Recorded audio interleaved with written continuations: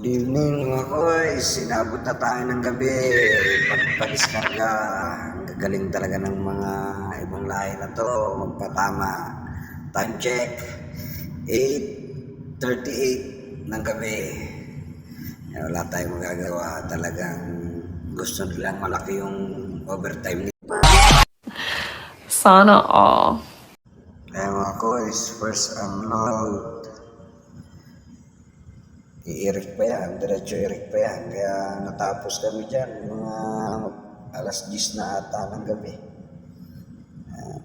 Ganyan katagal at malakas agay. Tinamaan pa ng bakal yung isa.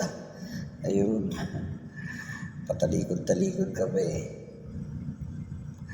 Ano mga boys, mga foreman at engineer yung mga nasa baba dyan. Erect yan. First loading, erect. Lang oras. Ganyan po yan. Clamp. Tapos, pagka naangat ng konti, lalagay yung kadena para in case na mahulog. So, may sasalo pa rin. Safety pa rin. Kaya, ganyan ka, yung mga safety dyan. Diba? Ayan. Diretso na yan doon. Lipat na tayo dito sa taas para kitang-kita natin. Ayan. Kaway-kaway din. Yan. Hi daw mga guys. Magandang gabi. Ayan, ganyan lang yan sila. Pero may sipag yung mga yan. Diba? Ayan. Usap mo sila. Diyan na. Dami tinuturo, no? Ayan, akin yan. Doon yan nilalagay. Tapos yung isa. Yan. Tinuturo yung isa. Hindi, sa akin yan. Ayan, Zong Leon Crane. Ayan. Inilaw-ilawan pa nila yan. At titignan yung mga serial number. Kung tama ba yung nilalagay nila. Relax lang. Ganyan lang yung kasimple yung mga trabaho nila. Di ba?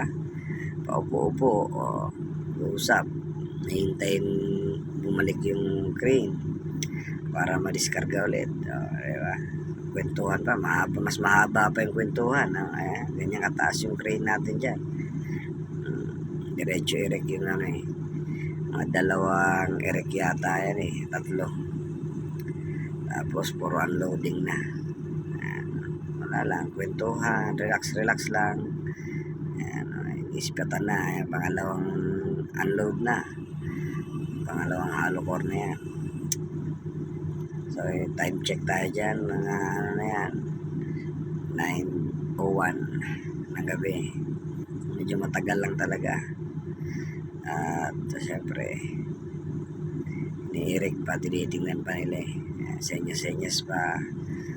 Ayan, may naglalaro dito. Ang isang ibang lahi. Sarap ng buhay no, napalaro-laro lang Ayan mga boys, ingat. Dapat ang mata laging nasa trabaho kung natamaan yung ulo nun, sigurado putok. Sobrang bigat nun, tapos galing pa sa taas. Diba? Ayan. Ingat. Ganyan lang, simple. Apakan para mag-lock yung tubo niya. Diba? Pang ma-slide yung isa. Diba?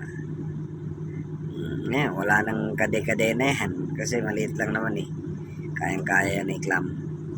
Pero mas safety pa rin yung may kadena. Ayan na, nasa taas na. So mga guys, hanggang dito na lang muna yung video natin at nagbabadya na yung battery natin. Salamat sa panonood. Please follow and share. Salamat.